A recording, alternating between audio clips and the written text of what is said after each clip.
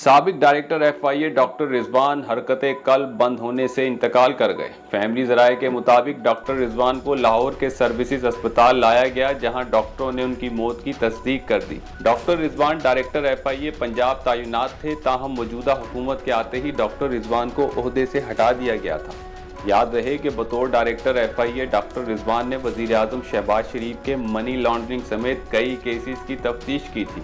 पाकिस्तान तहरीक इंसाफ के रहनुमा और साबिक वज़ीर आज़म इमरान खान के मुआवन ख़ुसूसी डॉक्टर शहबाज गिल ने साबिक डायरेक्टर एफआईए डॉक्टर रिजवान के कत्ल पर अपने रद्द अमल का इजहार किया है।